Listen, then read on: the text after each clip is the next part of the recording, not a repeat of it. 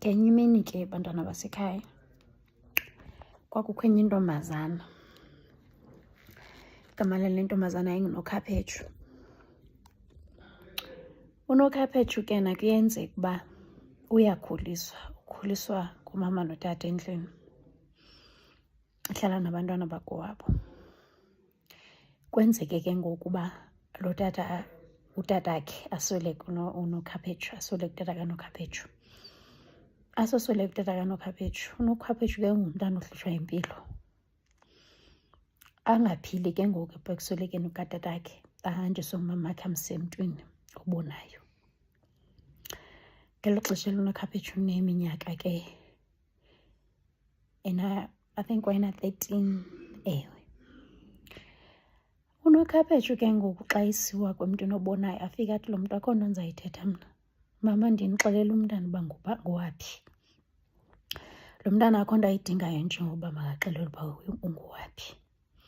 Hayi nyhani ke umama ahlale nomntana phantsi amxelele uba, mntanam, ndiyayazi uba kudala ndikufihlela le nto le, wena ungumntana wasendaweni ethile eMathizini.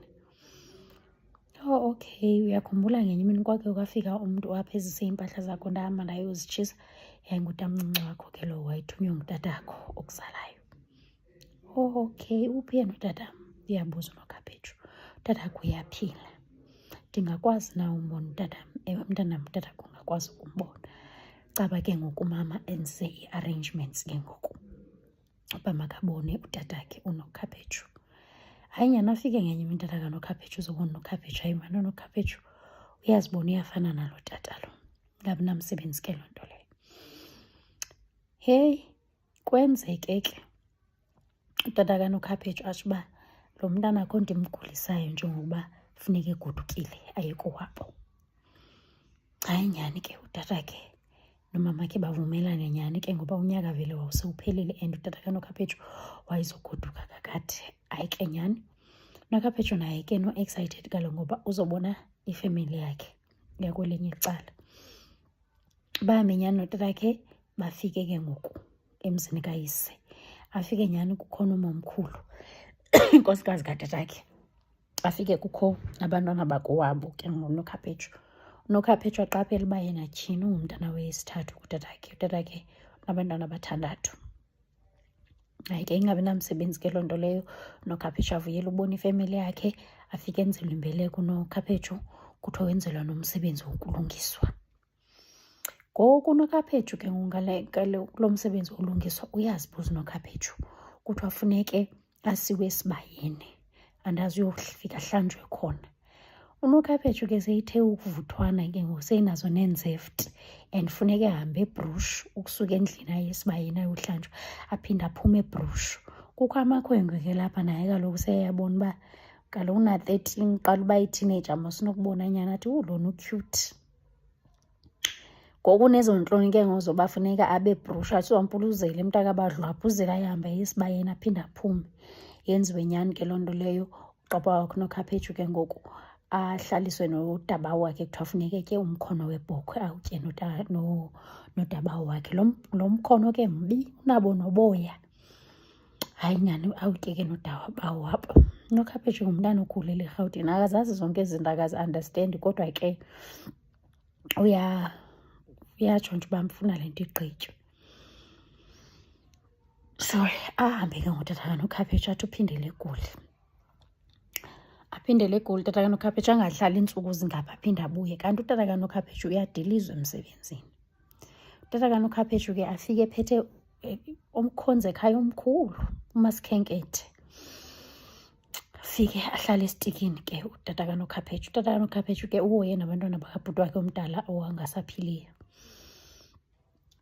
Hayi ke utata kaNokhaphetshu uyababiza ke ngabanye ngabanye, ababiza ngabanye uba mabazothatha izinto ezo abaphathele zona. Xa isengoliligemi likaNokhaphetshu uba naye makakhwazwe, athi yho ndikulibele. Uyayiva? Athi ndikulibele yazi, ndikulibele tu.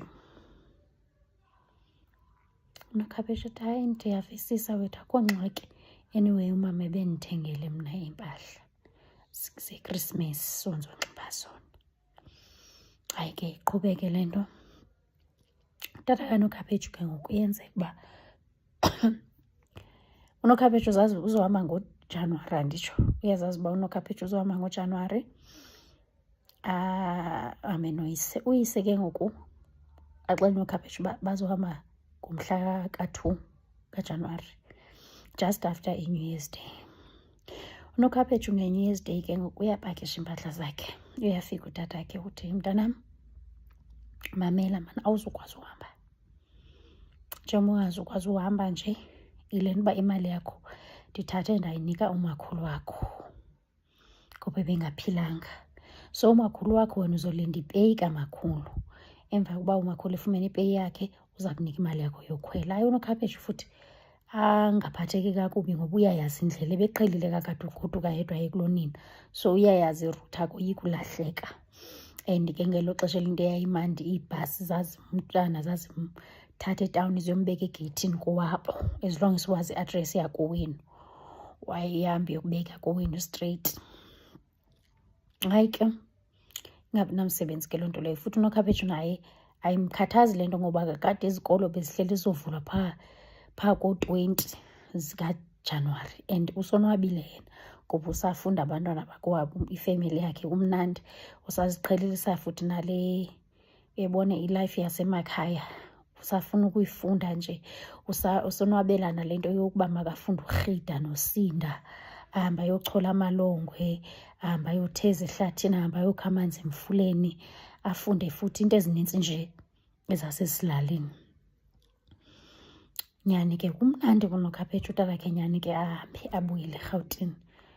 Uyabuya ke uNokhaphetshu, story sakhe part 2.